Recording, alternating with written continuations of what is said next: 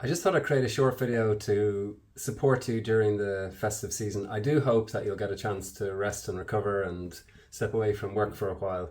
And in that time, it's a really good opportunity to reflect on the year that you've had and maybe start thinking about, what you might want to do in the year upcoming.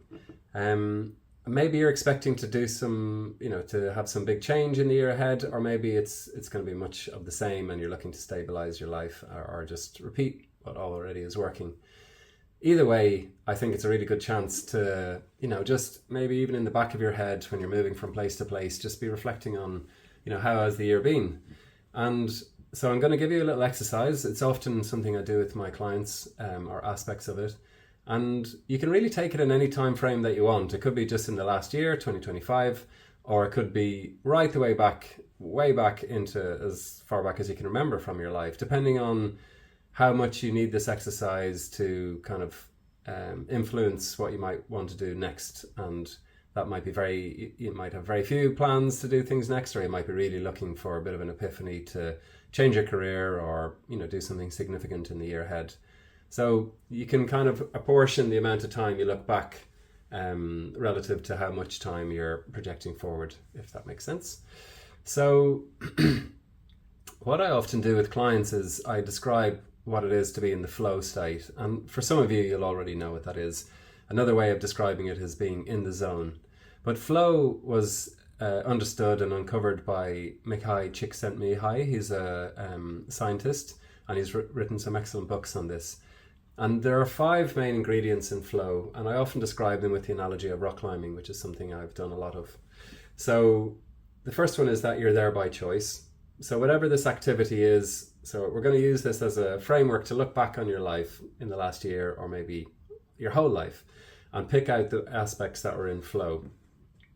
So the ingredients of flow are that you're there by choice. So when I go rock climbing, I'm there by choice. I absolutely love it. There's no one has to ask me to go. I'm there by choice, important aspect. The next one is that in rock climbing, certainly, there's usually fairly clear goals. So if I'm indoors, I might want to get to the top of that green one, and that's a very clear goal. The next thing is that you get feedback in the moment. So in rock climbing, when you're climbing, if you put your hand on a hold and your body is inclined to open out, or barn door it's called, you'll get a sense of that, and you'll know that you need to position some other limb or part of your body to offset that and to keep you pinned to the wall and not just open out. You need to readjust your balance, basically. So you can feel that, you get that feedback in the moment. Another way to understand this is that if you were playing in an orchestra, and let's say you're playing the violin, if you slightly hit a bum note, you're going to hear that straight away, and it gives you a chance to kind of focus and reattune to what you're doing. So that's the third one. The fourth one is that it's neither too stressful or too boring. So there's kind of a graph going up, and up here would be very stressful. So if I do this rock climb and I fall off, I might die. And another one would be like, well, if I do this rock climb, it's way under my limit, and it's not going to challenge me. So there's something in between where it's like, it's not too stressful, it's not too boring. And the last one is about immersion, so that there's a sense that time just drops away. You're completely focused on what it is you're doing. So in rock climbing, again, usually if it's a challenging climb, you're going to be absolutely in the zone. Your body's going to be working hard, and you're going to be focused on what you're going to do next, and you're just in that capsule of that moment and time.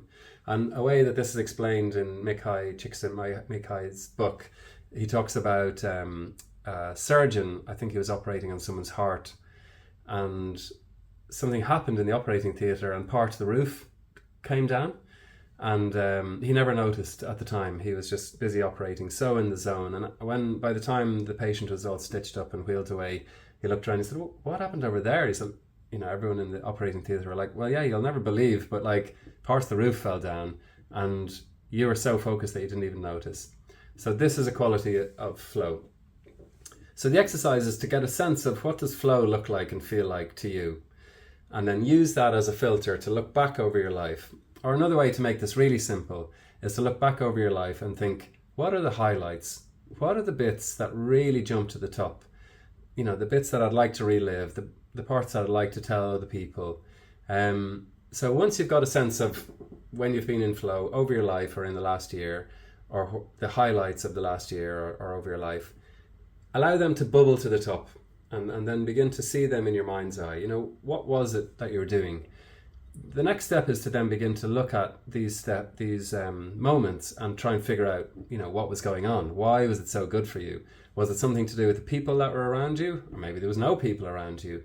Maybe there was, maybe, maybe I'll do it that way. Maybe there was a sense of achievement or something you were working towards. It was a meaningful goal, something purposeful. Maybe there was very clear brief. Maybe it was to do with the person you're going to pass the work on to, or the person you received the work from before you started working on it. There was likely something that you were doing, or the context was containing around you, that made this moment feel like flow for you, and it made it feel like a real highlight. Get curious about what that is. It'll be different for everyone, and really just try and understand, is there any particular, maybe you're outside, you know, like, is there something specific about this? And use that to bubble the answer again to the top. This is really important, and the more exercises the more flow moments or highlights you do this on, the better, because you'll be able to see that maybe there's some commonality here. Maybe you really just need to work by yourself studiously with your computer and you just get in the zone and that's the way it is. Or maybe it's the opposite to that. It'll be different for everyone. So use this as a way of penetrating your past to understand what it is that you were doing and what was around you, what was the context of that made it feel really good. And once you've understood this, this is a really helpful way of then projecting these ingredients, if you like, into your future. So for example, when I was quite a long time ago, when I was still trying to figure out my own career, I had this idea that maybe I'd like to be a postman, because a postman is outside, which I was interested in. A postman looks like they're fairly autonomous, that they maybe manage their own time to some extent. That was important to me. In Ireland, certainly, they get to chat to people at the door, you know, where they're bringing the post. They have a little chat and they're engaging with people. That's important to me. And yeah, just this general sense of autonomy and freedom. There was something in all of that looked really interesting to me. Now, I never became a postman. I never really took it too far. But the interesting thing is that now, my life now, when I look at it, all those ingredients are present, but I'm not a postman. So I'm outside. Often I meet my clients outside. I have autonomy. I own my own time. I'm my own boss. I pick and choose who I work with and when. And the last bit is I'm having more than brief chats with people at their doorstep. I'm having very deep, engaging conversations with people about their life and about their work.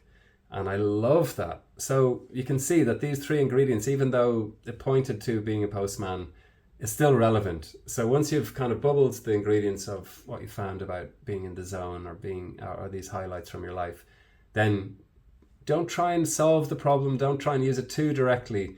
Just allow them to sit in your unconscious mind. Allow them to sit in the back of your mind, and just be curious about them and invite them to come to the surface. And that's basically it. So allow this exercise to work its way around you and into you, and like dig up whatever needs to be seen. Maybe you could sit down and do it with a friend. Just, you know, watch this video, get a sense of what flow looks like. Maybe spend some time each quietly just thinking about it, jotting down a few things, maybe drawing, whatever works for you. Grab the Pictionary Play-Doh and start making something. Just figure it out and be gentle and soft with yourself and curious and see what turns up.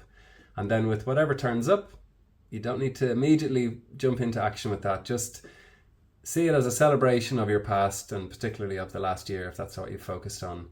Celebrate that, enjoy it, you know, appreciate the fact that you've had some real highlights, you know, that's great. And then certainly allow it to infiltrate and gently work its way into the year ahead and how you might want to do more of what you love doing. And very best of luck with it. I hope you really find some absolute gems. By all means, be in touch if you wish.